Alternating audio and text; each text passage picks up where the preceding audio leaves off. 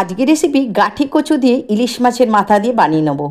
আলুটা সর্ষের তেলের মধ্যে নুন হলুদ দিয়ে ভেজে তুলে নিলাম। গাঠি কচুটা আমি হলুদ দিয়ে সিদ্ধ করেছি, নুন দিয়ে ভেজে নিলাম। মাছের মাথাটাও নুন হলুদ দিয়ে ভেজে তুলে নিলাম। জিরে গোলমরিচ কাঁচা লঙ্কা বেটে টমেটোটাও ওর মধ্যে বেটে নিলাম। মাথাটা ভেজে তুলে নিলাম। ওই তেলের মধ্যে মেথি ফোড়ন দিয়ে মশলাটা দিয়ে দিলাম। তারপর পরিমাণ মতো লঙ্কার গুঁড়ো, নুন আর হলুদটা দিয়ে দিলাম। এবার জল দিয়ে ভালো করে কষাতে হবে যতক্ষণ না তেলটা ছাড়ছে। কষানো রেডি। কচু আর আলুটা দিয়ে আরও একটু কষিয়ে নেব, এখানেই সিদ্ধ হয়ে যাবে। পরিমাণ মতো এবার গরম জলটা দিয়ে দেবো। গরম জল দিয়ে দিলাম। এরপরেই নাড়াচাড়া করে আমি দিয়ে দেব ইলিশ মাছের মাথা ভেজে রেখেছি, সেটা দিয়ে দিলাম।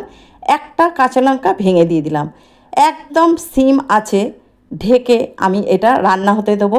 তোমরা গোলমরিচটা অবশ্যই দেবে, টেস্টটা খুব ভালো আসবে। আর মেথি ফোড়নটা দেবে। তোমরা যদি এরমভাবে না করে থাকো একবার করে দেখো।